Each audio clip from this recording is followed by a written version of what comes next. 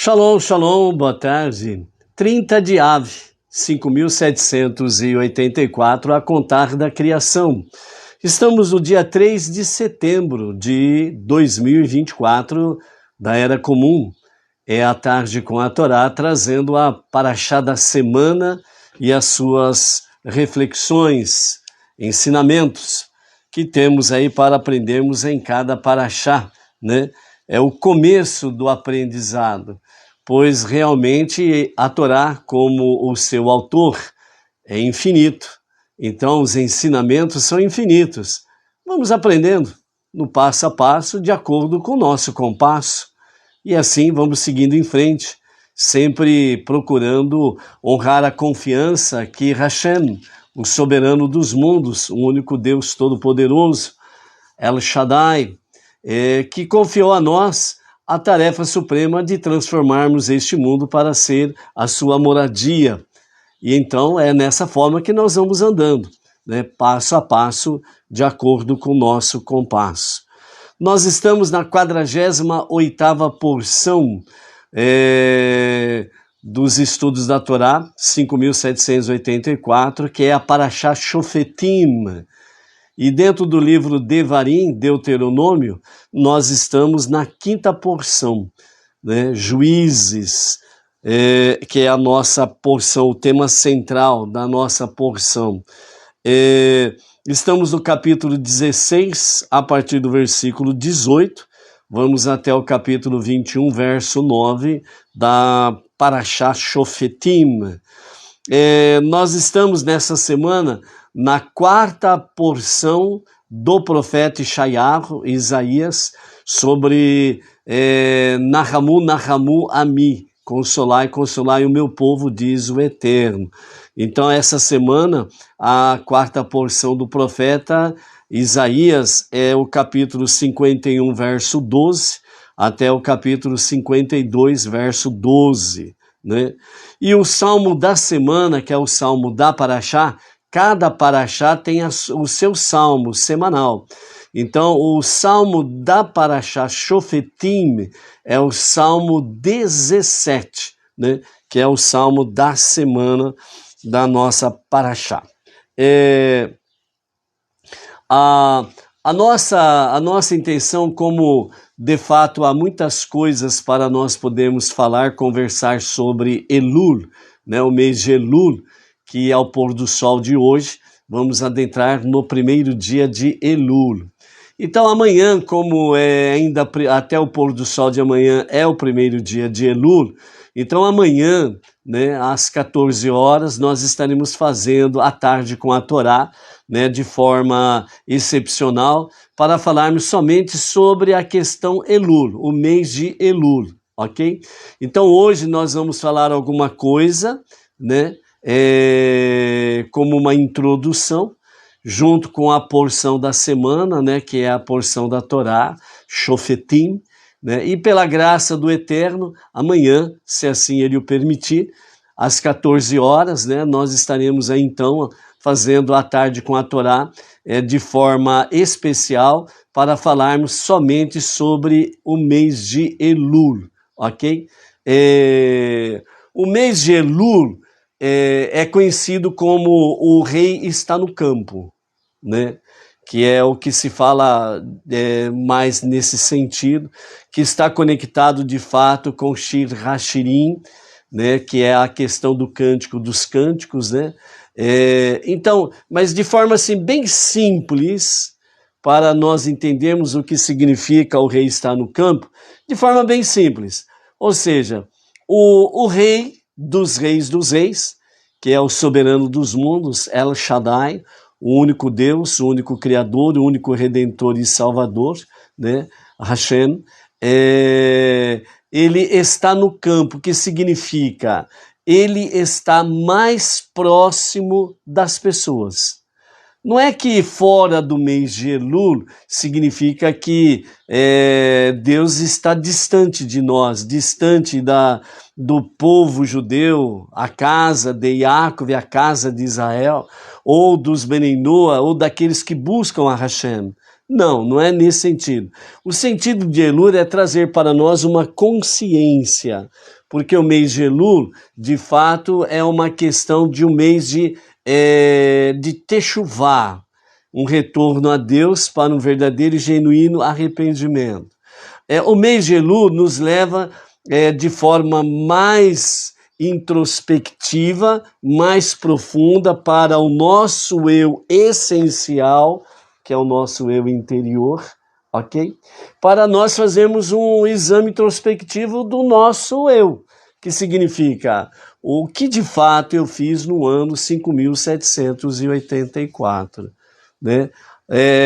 Colocando entre aspas, né, na balança os prós e os contras, né, as questões positivas e as questões negativas, pesando na balança e realmente fazendo esse retorno a Hashem para um verdadeiro e genuíno arrependimento.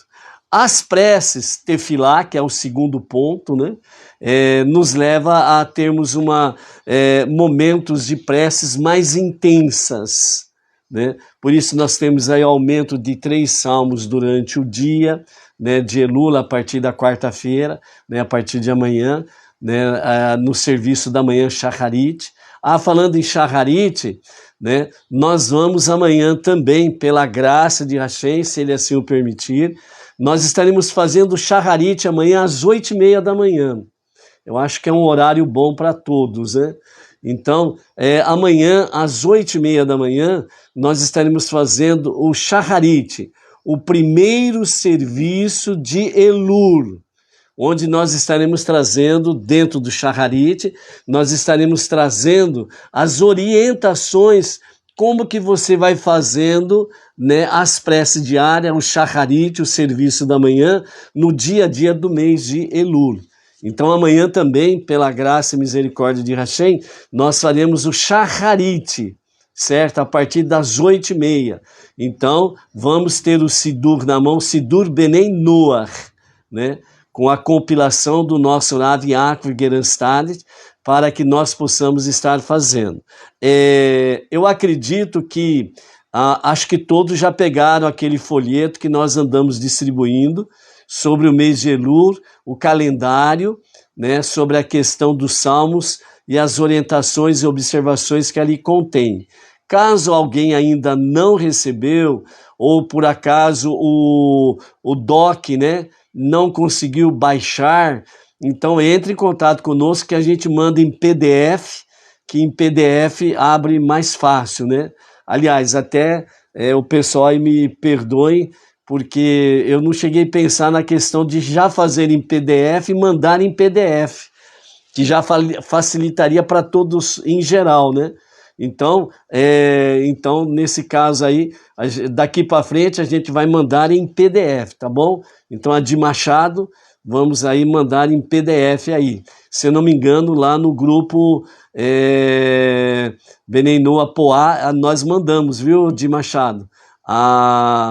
Não sei se abriram lá na questão do doc, né? Mas mesmo assim a gente manda em PDF, tá bom? Aí nós mandamos em PDF aí também, né? E quem não recebeu, dá um alô que a gente manda em PDF sem sombra de dúvidas aí, ok? Então, o segundo item, né? O Techuvá é o primeiro, o segundo é Tefilá, que é o momento em que nós vamos intensificar as nossas preces, certo? Durante o mês de Elul. O estudo da Torá e das 7 leis de Noach, que é o terceiro tópico do mês de Elul, principalmente. E o quarto item é exatamente a Tzedakah, né? A Tzedakah está englobado o quê? Dízimos, ofertas, doações, atos de bondade, atos de justiça, atos de caridade. Faz tudo parte desse pacote chamado Tzedakah. Então é onde que nós intensificamos também a Tzedakah. Entendeu? Então, de acordo com a possibilidade de cada um, sem sombra de dúvidas, façam, né, Tzedakah, porque esses 4 itens, né, a Techuvá, a Tefilá, o estudo da Torá e das 7 leis de Noach e a Tzedakah, são atos que nós fazemos e que anulam os maus decretos, né? Então, por isso que no mês de Elul, as orientações dos sábios e dos rabinos é exatamente essa, intensificarmos esses itens para que nós possamos cancelar os maus decretos, porque nós estamos indo para os dias de julgamento, né? Os chamados dias temíveis, ok? Então, é esse daí de uma forma mais, vamos dizer assim, uma pequena introdução. Também nós vamos falar aqui hoje, né, um pouco a respeito do mês de Elul, dentro da visão cabalística, com o nosso rabino Yitzhak Ginsburg, né? Então nós vamos falar um pouco hoje e amanhã, né, na live das 14 horas sobre Elul, nós estaremos voltando o foco dentro do rabino Yitzhak Ginsburg, uma visão cabalística do mês de Elul. E também nós estaremos usando, né, esse livro aqui, ó, o livro do conhecimento judaico, desculpe aí que está efeito espelho, né? O livro do conhecimento judaico, que traz conhecimentos também dentro dessa, que traz muitos conhecimentos dentro dessa visão, tanto dos ensinamentos dos sábios como da Kabbalah, né? Muitas coisas da Mishnah, do Talmud, para podermos compartilhar com os amados nesse sentido todo aí, ok? E teremos também aí a palavra, né, do nosso Rebbe Menachem Mendel sobre Shofetim, ok? Então, o nosso rabino Yitzhak Ginsburg, né, que fala de forma bem, com muita propriedade, a visão cabalística, né, de cada mês, né? Então ele nos fala sobre a questão que Elul, ele é o 6º mês a contar de Nissan, né? E ele é o 12º mês a contar de Tishrei, né? Então é o Rosh Hashanah tradicional que se tem aí, né? Que faz a contagem de 5.784, e no próximo Rosh Hashanah, né? Daqui 30 dias, nós teremos aí então o Rosh Hashanah 5.785, né? Fala, de uma forma geral, se fala que Rosh Hashanah é a data do aniversário da criação, né? Mas uma visão mais profunda, dentro da visão talmúdica, mishnah e cabalística, né? Na realidade, o Rosh Hashanah, ele é o aniversário da criação do ser humano, o primeiro homem, Adam. Então, na realidade, o Rosh Hashanah é esta questão mais profunda. É o aniversário da criação do ser humano, ok? O primeiro homem, Adam, certo? Então, Elul vem para nós trazer exatamente uma preparação para as chamadas os grandes dias festivos. O Rosh Hashanah, né? Temos o Yom Kippur, Sukkot, Shemini Atzeret, Simchat Torah, né? As grandes festividades. Então, a partir do mês de Elul, é uma preparação para isso. Por isso que nós somos chamados primeiramente a Teshuvah, né? Então, o quanto que é importante a Teshuvah, que vamos dizer assim, a Teshuvah, ela é o passaporte para podermos adentrar nas festividades de Rosh Hashanah, Yom Kippur, Sukkot, Shemini Atzeret e Simchat Torah, com muito mais propriedade no sentido de méritos, entendeu? Então o mês de Elul é um mês propício para adquirirmos méritos, para termos realmente o perdão de cima, né, da parte de Hashem, e assim nós possamos realmente recebermos, entre aspas, né, o passaporte para as festividades em Hashem, ok? E aí, no dia a dia, durante o mês de Elul, vamos entrando em certas propriedades desse aspecto aí. Então, O mês de Elul é a preparação para os grandes dias festivos, é tocado o som do shofar todas as manhãs, né? Então aqui nós temos algumas características, né, que nós precisamos de fato, Áurea Lisboa, Ivan Lisboa, né?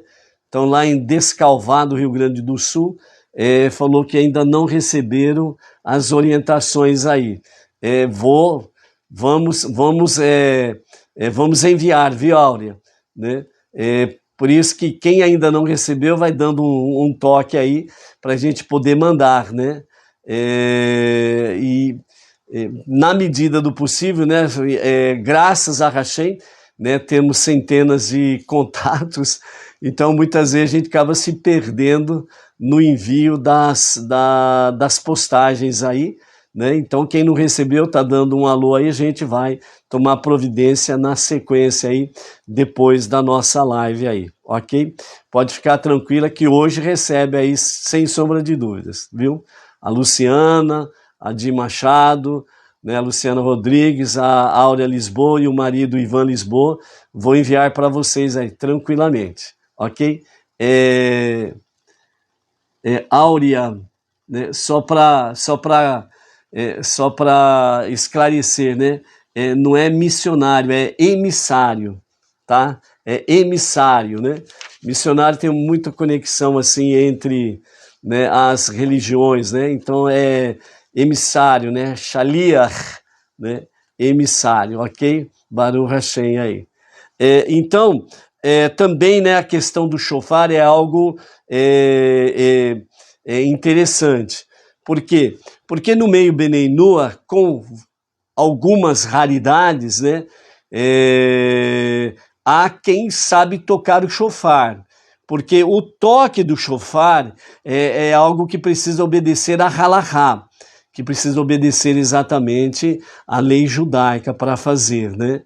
Então, dentro do contexto, deixa eu pegar aqui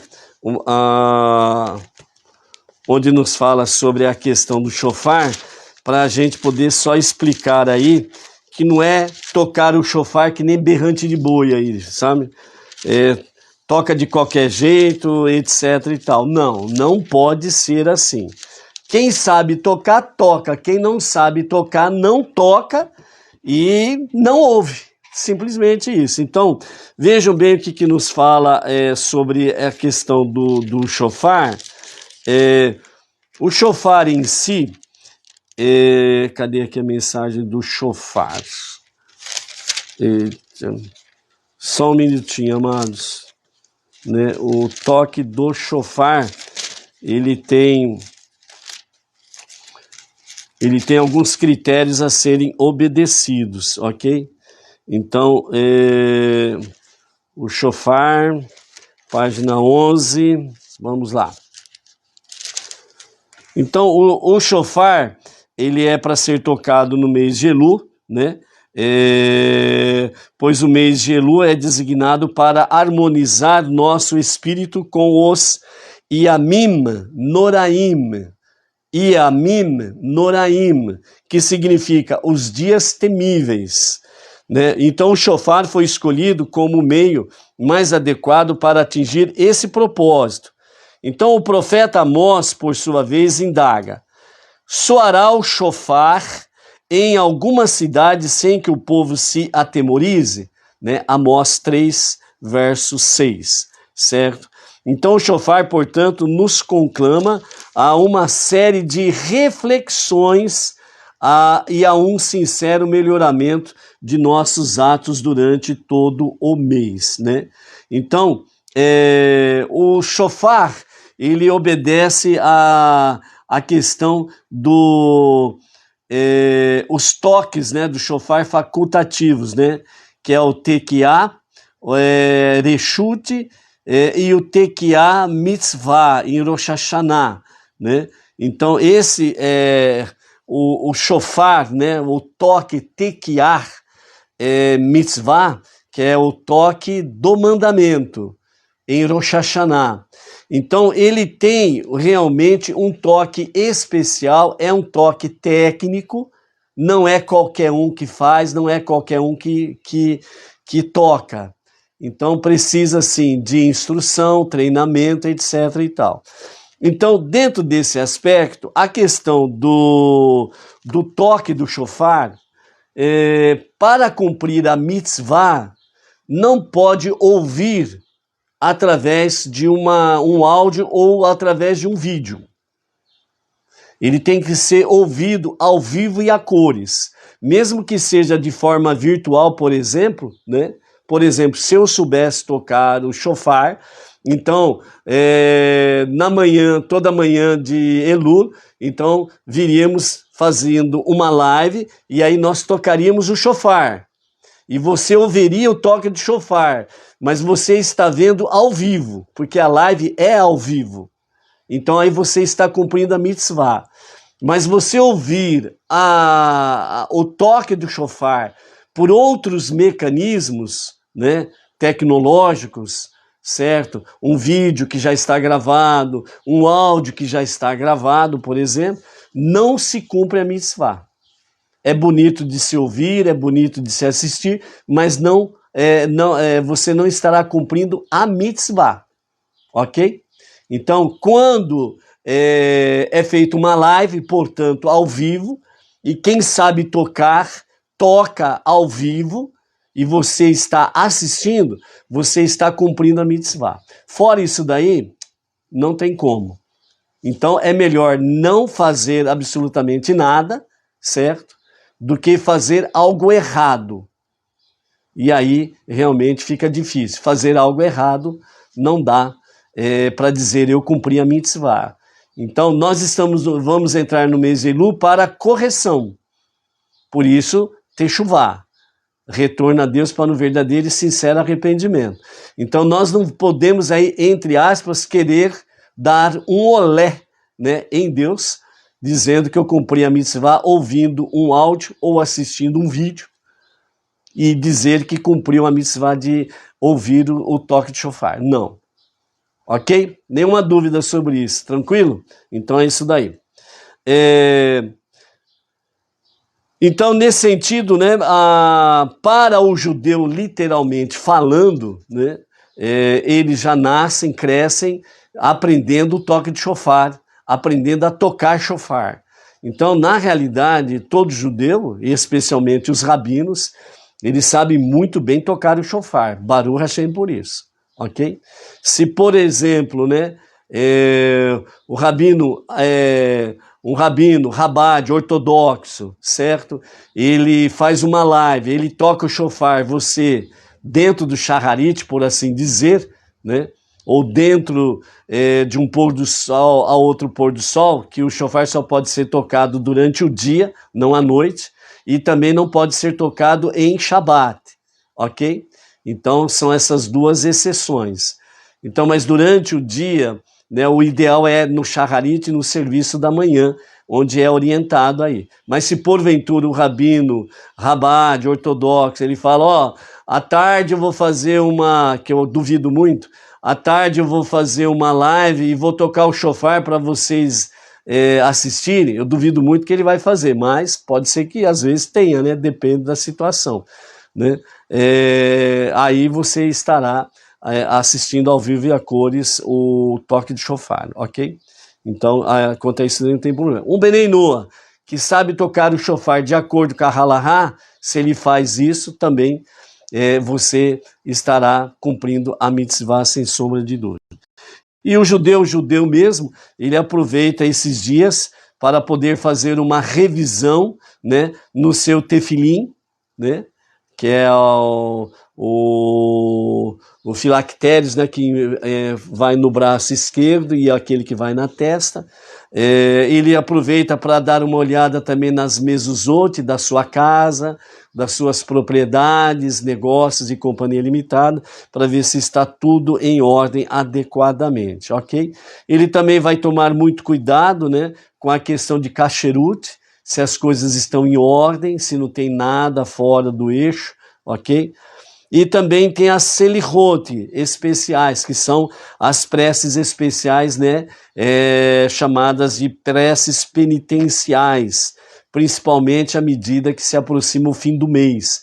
Por isso, a Selihot, que se faz, né, segundo a orientação Chabad, uma semana antes de Rosh Hashanah, né, na próxima semana, nós estaremos também compartilhando a Selihot, que serão feitos durante uma semana antes de Rosh Hashanah, ok? Então, por que fazemos tudo isso no mês de Elul, né? Segundo o rabino Yitzhak Ginsburg, né? Não podemos esperar até mais próximo de Rosh Hashanah e Yom Kippur. Então ele responde dizendo, de qualquer forma, a maioria de nós trabalha melhor sob pressão, né? Ou seja, aqui ele está dizendo o quê? É que quando as coisas estão estilo Maria mole, todo mundo faz corpo mole, entendeu? Mas quando a pressão ela é intensa, então não tem tempo para corpo mole. Então a pessoa ela faz o quê? Ela se dedica, né? Ela se dedica mais intensamente em fazer o que deve ser feito. Então a concentração é maior, a dedicação é maior, né? As forças são maiores, né? Porque a situação em si, ela exige essa dedicação mais forte aí, ok? Então estas questões podem ser explicadas através da seguinte parábola. Uma vez por ano, um rei muito poderoso, ele deixa seu palácio, seus guardas, seu luxo e vai até o campo para encontrar seus súditos. No campo, as pessoas podem perguntar o que quiserem ao rei. Não precisa esperar por longas filas, passar por revistas de segurança, ser anunciado em cerimonial, etc. e tal. Podem falar com ele sem hesitação. No entanto, uma vez que o rei tenha retornado ao seu palácio, os súditos terão novamente de passar por todos os tipos de protocolo para encontrá-lo. Portanto, obviamente, seus súditos aproveitam a oportunidade ao máximo quando o rei está no campo. Ou seja, o rei está mais acessível, ele está mais próximo da pessoa ou das pessoas. Então, Elul vem trazer exatamente essa questão. É o chamado para o arrependimento, é o chamado da misericórdia, é o chamado do perdão. Então, Elul segue os 2 meses anteriores, de Tammuz e Av. Os meses dos 2 grandes pecados de Israel, que foram exatamente o pecado do bezerro de ouro e o pecado dos espiões, que blasfemaram contra a terra prometida. As 4 letras do nome Elul são um acrônimo para as letras iniciais da frase que se encontra em Shir Hashirim, capítulo 6, verso 3, né? O Cântico dos Cânticos, onde diz, eu sou do meu amado e meu amado é meu, né? Ou seja, sou do meu amado significa em arrependimento e desejo consumado de retornar à raiz de minha alma em Deus. E meu amado é meu significa com expressão divina de misericórdia e perdão, né? A aceitação do rei para com cada um de nós. Então este é o mês em que o rei está no campo. Todos podem aproximar-se dele e seu semblante reluz para todos, sem exceção. Elul é o mês de preparação para os grandes dias festivos, né? De Tishrei, que é o princípio Rosh Hashanah. Foi nesse mês que Moshe ascendeu ao Monte Sinai pela 3ª vez, por um período de 40 dias. Ou seja, Moshe subiu ao monte pela 3ª vez no primeiro dia de Elul. Ficou ali 40 dias, retornando exatamente em Yom Kippur, o dia 10 de Tishrei. Ok? Quando ele desceu com as 2ª tábuas do pacto. Nesses dias, Deus revelou grande misericórdia ao povo judeu.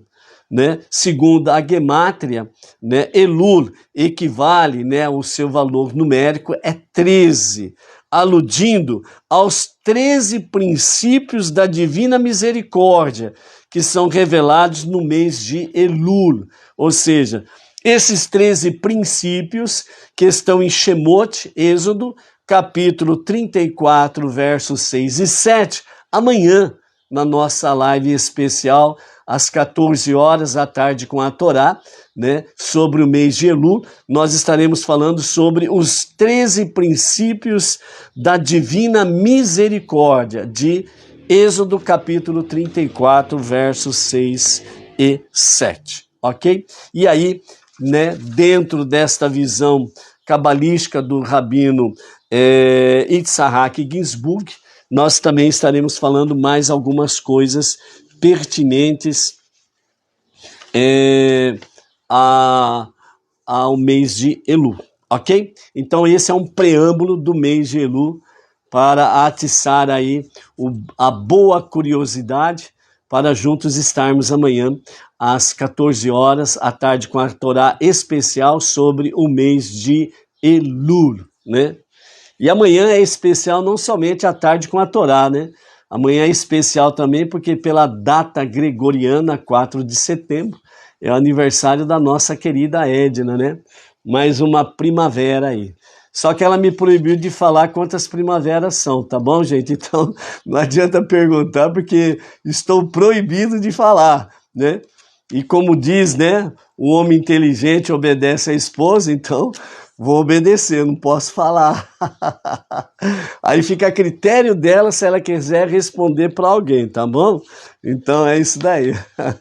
E, obviamente, né, contamos de forma especial as vossas preces, né, em favor da nossa Edna e pelo seu nível, né, no calendário gregoriano, 4 de setembro. Dentro do calendário judaico, a data do aniversário dela é 11 de Elul, né? Então, todos nós temos aí a grata bênção da parte de Hashem de fazer aniversário 2 vezes, né? A data gregoriana e a data judaica aí, ok?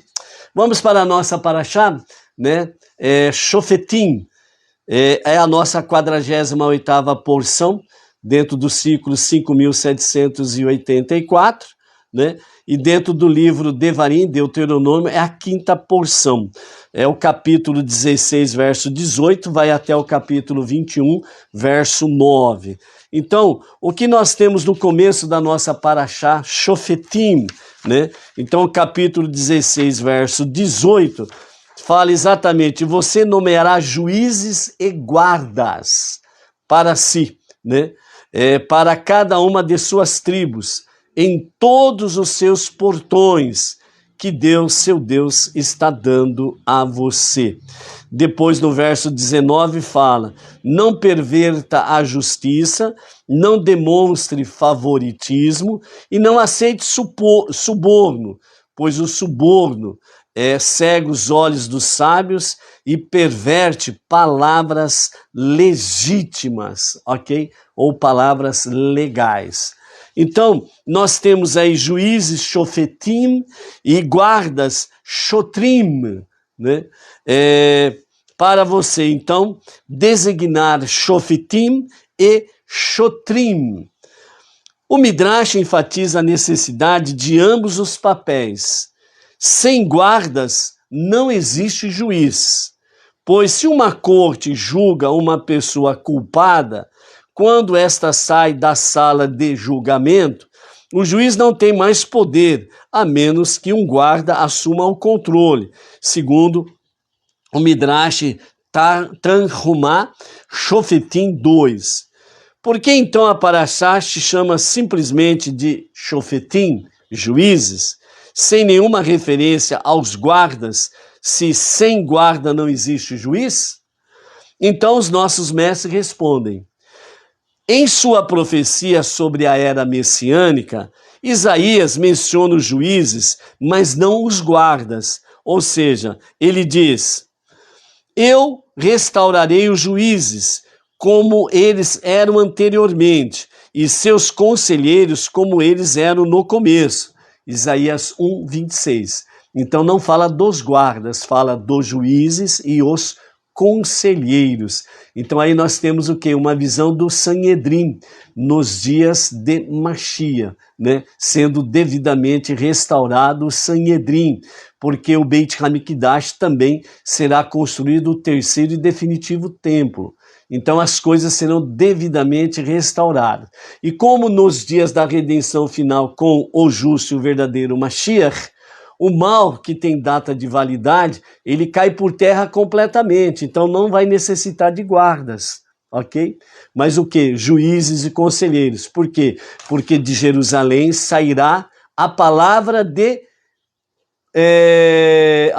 da Torá para as nações. Então, as palavras da Torá serão juízos como conselhos para que não somente o povo judeu, mas todo o povo, todas as nações, possam sempre estar trilhando no caminho da verdade. Então, não haverá necessidade de guardas, porque não haverá mais a má inclinação, ou seja, o Yetzer Hará, a má inclinação. A má inclinação já estará dominada plenamente, né? E ela estará unida com a alma divina, né? E o Yetzer Tov, e vai só fazer aquilo que é agradável à vontade de Hashem. Então, na era messiânica, nós testemunharemos o desaparecimento do mal e do egoísmo, como está em Zacarias 13, 2. Assim, não haverá necessidade de guardas que forçam as pessoas a serem corretas, né? Entretanto, ainda será preciso os juízes, que aprovam as leis, estudam a Torá e fornecem assistência prática ao povo em assuntos de Torá e os seus mandamentos. Portanto, na verdade, os guardas são assistentes secundários dos juízes. Somente uma situação quando o juiz é incapaz de aplicar a justiça, pode-se recorrer a um guarda, que trabalha com o bastão e o chicote, por assim dizer, forçando a parte culpada a aceitar a decisão do juiz.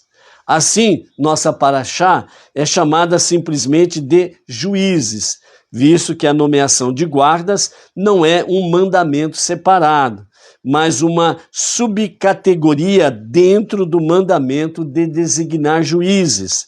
Guardas não são uma necessidade legal intrínseca, e em uma época na qual as pessoas serão respeitosas, como na era messiânica, eles serão supérfluos, ou seja, não haverá necessidade de polícia. Entretanto, com todos os aspectos da Torá são eternos, haverá uma função para os guardas, mesmo depois da redenção. A diferença é que será uma função positiva, anunciar e divulgar as decisões dos juízes e ajudar o povo a cumprir as diretivas dos tribunais. Ou seja, qual será a função dos guardas dentro desse aspecto aqui? É ser os atalaias das decisões dos juízes, ou seja, levar as decisões, a palavra, a Torá, né, com os seus juízos, né, às nações, às pessoas, para poderem compreender. E aquilo que as pessoas não estiverem compreendendo, eles vão estar orientando. É assim que faz, não é desse jeito, é assim e tal, pá, né? Então serão, vamos assim dizer, aqueles que vão dar conselhos, orientações, como diz, né, que nem o guarda de trânsito, né? Ele orienta as pessoas a fazer assim, fazer assado, para não fazer aquilo que é errado, né? E assim sucessivamente. Então serão, entre aspas, orientadores para que as pessoas possam viver segundo as leis, os preceitos, os mandamentos que na redenção final de Jerusalém para as nações serão levadas a conhecimento de todas as nações. E aqui fala a respeito dos juízes, né, amados? Então, e dentro da questão dos juízes, né, fala que tem dois aspectos aqui que nós precisamos avaliar. Fala sobre a questão de nomear os juízes em todos os seus portões e também fala sobre a questão do suborno, né? Então são dois pontos aqui que nós precisamos, sem sombra de dúvidas, darmos uma atenção nisso para podermos compreendermos de uma forma melhor sobre essa questão. Então, primeiramente, sobre a questão você numerar juízes em todos os seus portões, os ensinamentos racídicos, né, Rabad, racídicos, fala para nós, o portão de uma cidade é a sua abertura, né, é a questão da entrada e saída da cidade, né. Assim, a Torá está requerendo aqui que, mesmo as incompreensíveis e aparentemente inaceitáveis determinações dos juízes, devam penetrar em seus portões, ou seja, que elas devem entrar em sua maneira de pensar. Ou seja, ela deve fazer parte do pensamento da cidade. No primeiro aspecto está falando portões da cidade e está falando de cidades mesmo, né? Então, por isso, a autoridade de um juiz ela é muito grande dentro de uma cidade. Por isso que logo em seguida vem a questão para os juízes, não aceitar suborno. Porque a função de um juiz ela é muito elevada dentro de uma sociedade, ok? Em outras palavras, quando a pessoa estuda uma nova diretiva da Torá, esta deve penetrar em todas as suas faculdades, até ela sentir que este é um bom conselho. Então vejam bem que aqui a própria Torá está falando no sentido dos bons conselhos baseados na Torá. Por isso que o Estado de Israel, né, ele não está de forma, vamos dizer, em porcentagens, né? Não está acima de 50%, por assim dizer, sob orientação de Torá. Sob a orientação, né, dos rabinos, né? Então é um estado político no momento. E por que deve ser assim? Porque Mashiach, o justo e verdadeiro Mashiach, ainda não se revelou. Quando o justo e verdadeiro Mashiach se revelar, então o Estado de Israel ele será plenamente alicerçado, baseado na Torá. Então aí nós teremos aquilo que aconteceu nos dias do rei David. Por isso que o rei Mashiach, ele vai restaurar a dinastia davídica, onde tinha o templo, tinha os Kohanim, a tribo de Levi, com todas as suas atividades no Beit HaMikdash, né? Os Kohanim com serviços diretamente ligados ao templo, e o Kohen Gadol, que é a autoridade máxima, que entrava uma vez por mês em Yom Kippur, né? No Santo dos Santos. E o rei David era aquele que fazia com que o povo vivesse realmente a Torá. E era o rei que estava sempre à frente nas batalhas contra os inimigos do povo judeu. Então, Mashiach, o justo e verdadeiro Mashiach, que há de se revelar a qualquer momento mesmo, amém, vem amém, ele vai restaurar essa dinastia davídica. Por isso que ele é filho de David, que vem da linhagem de Yehudá. E aí então vai ser restabelecido todas essas questões.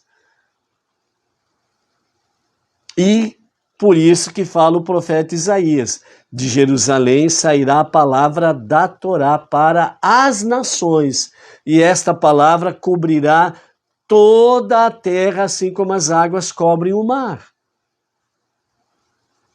Então, as palavras proféticas, as palavras dos profetas vão se cumprir integralmente, literalmente, nos dias de Mashiach.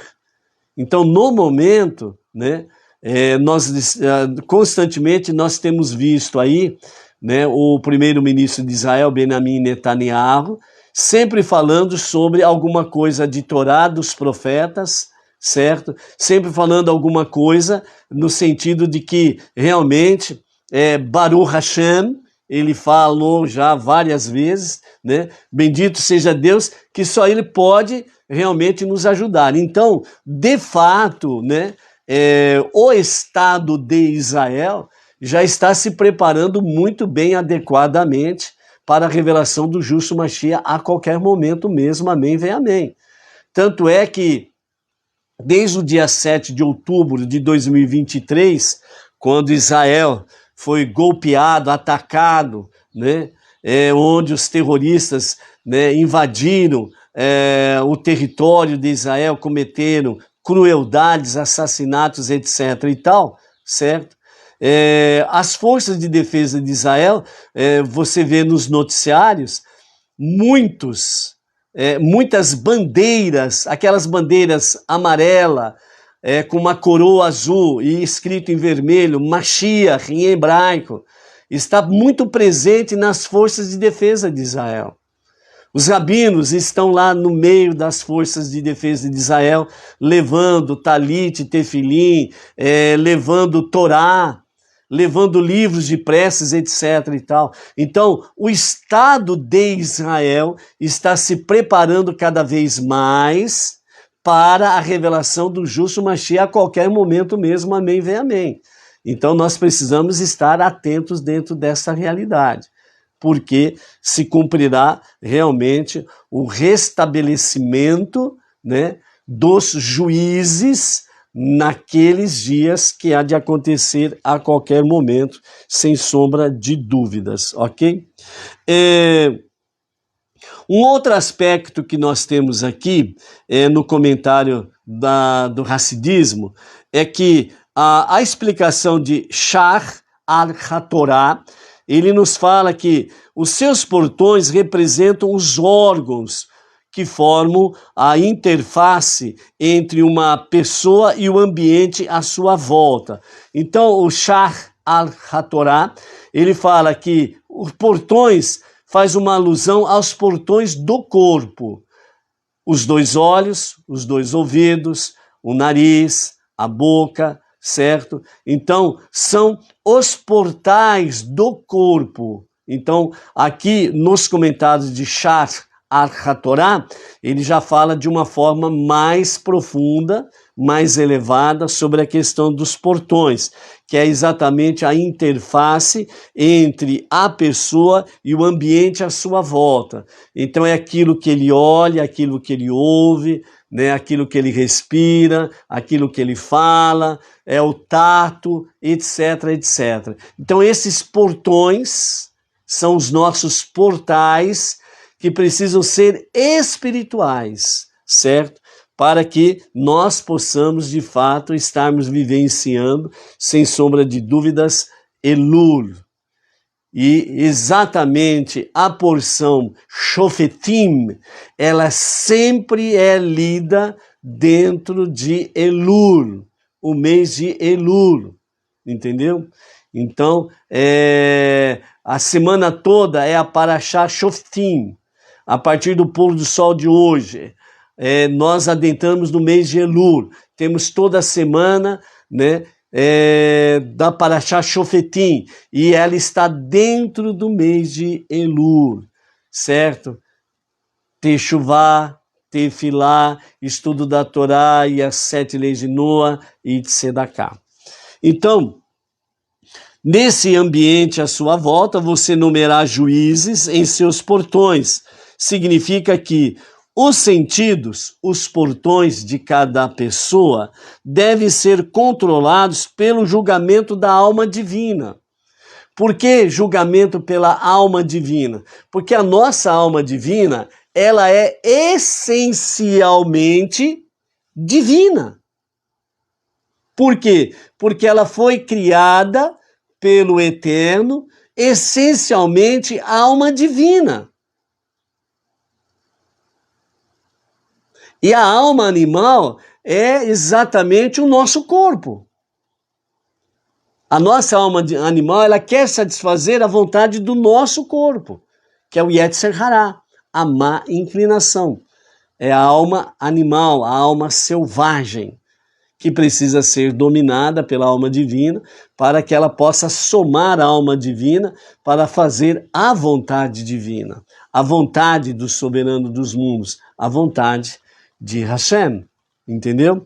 Então, por isso, o Alter Rebbe também escreve no Tânia, lá no capítulo 13, a má inclinação não é nada mais que, por exemplo, um juiz ou advogado que oferece sua opinião legal, mas, no entanto, ele é desafiado pelo segundo juiz, que é a alma divina. O veredito final segue o juízo definitivo, que é o próprio Deus, que ajuda a boa inclinação, Yetzer Tov, a alma divina, através de uma revelação divina para a alma divina, de modo que ela assuma o controle da alma animal, portanto, o controle das nossas vidas, para que nós possamos realmente estarmos cada vez mais dentro da vontade divina, dentro da vontade de Hashem, para que os nossos portões, né, olhos, ouvidos, boca, nariz, o tato, pensamentos, né, a nossa mente, tudo esteja envolvido, né, a fazer a vontade soberana, né, do único Deus, único Criador, único Redentor e Salvador. E quando nós chegamos aí no versículo 19 do capítulo 16, que nos fala sobre o suborno cega os olhos, então diz, né, não perverta a justiça, quer dizer, não corrompa a justiça, não demonstre favoritismo e não aceite suborno, pois o suborno cega os olhos dos sábios e perverte as palavras legítimas, né? Aquela mesma questão que você vê por aí, né? Cada país tem a sua carta magna, chamada Constituição, certo? Quando as pessoas ou instituições, seja elas quais forem, elas violam a sua Constituição, então existe um Supremo Tribunal que vai julgar essa inconstitucionalidade. E os juízes do Supremo Tribunal, que devem ser juízes realmente juízes neutros, imparciais e que estejam vestidos e revestidos de toda a legalidade da Constituição, eles devem julgar pela Constituição. Mas eles não podem usar, né, perverter palavras legítimas. Eles leem a Constituição, mas eles dão uma interpretação pervertendo a legalidade da palavra e fazendo com que a sua palavra se torne legal e constitucional. Então, por isso fala, não perverta a justiça. Veja o que nos fala o Salmo 82, dentro desse aspecto aí. Um Salmo de Asaf. O Eterno está presente na Assembleia Divina, onde se profere justiça. Ou seja, amados, acima de tudo e de todos, há uma Assembleia Divina, onde o soberano, o Eterno Todo-Poderoso, ele profere a justiça. E ninguém escapa desta justiça. Ele, entre os juízes, promulga sua sentença. Vós, porém, ó juízes, até quando sentenciareis perversamente, favorecendo os malévolos? Fazei justiça ao desfavorecido e ao órfão. Procedei corretamente para com o aflito e o desamparado. Libertai o oprimido e o indigente. Salvai-os das mãos dos ímpios. Eles, os juízes, porém nada sabem e nada querem compreender. Vagueiam pelas trevas da ignorância e da insensibilidade. Abalam assim os fundamentos que sustentam a terra. Eu disse, diz o Eterno, vós, ó juízes, sois como os anjos. Todos vós sois filhos do Altíssimo. Porém, como todo ser humano, também haveis de morrer, e como qualquer príncipe, haveis de sucumbir.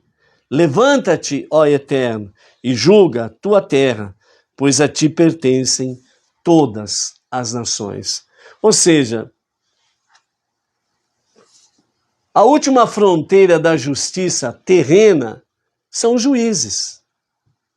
Se eles abalam os alicerces da terra devido às suas ações pervertidas, de favoritismo, de suborno, corrupção e companhia limitadas, entre elas pervertendo as palavras legítimas, não tem para onde correr, não tem para onde buscar refúgio. Somente na Assembleia Divina. Então aqui, em Shofetim, Deus está deixando bem claro para todos aqueles que ocupam cargos de juízes. Não esqueçam que acima de vocês existe Dayan Haemet, o juiz verdadeiro. E ninguém escapa do seu juízo, porque o juízo verdadeiro não tem corrupção e nem suborno. Então essa é a palavra que Shofetim vem trazer de forma bem clara. Então ser juiz é um cargo muito nobre, com muita responsabilidade. E aquele que o faz de forma legítima, ele tem a bênção, a proteção e o favor do Dayan Haemet, o juiz verdadeiro. O contrário é outro problema. Mas uma coisa é certa, como todo mal tem um ponto final, tem data de validade, vão ter que prestar contas ao juiz verdadeiro mais cedo do que imagina. Então, por isso, amados, de fato, sem sombra de dúvidas, né, nós possamos cada vez mais estarmos confiantes que nós temos um juiz verdadeiro e que nós precisamos apenas nos preocuparmos com os portões nossos para estar cada vez mais a serviço da nossa alma divina, ok? Nessa graça bendita, nós vamos ficando por aqui. Amanhã, às 8h30 da manhã, temos a nossa live de Shaharit, as preces da manhã do primeiro dia de Elul. E pela misericórdia de Hashem, também amanhã, às 14 horas, teremos a nossa live especial sobre o mês de Elul, ok? Vamos estar aí nas nossas preces para continuarmos aí buscando e fazendo a vontade divina, sem corromper em absoluto a palavra da verdade. Shalom, shalom. Até lá.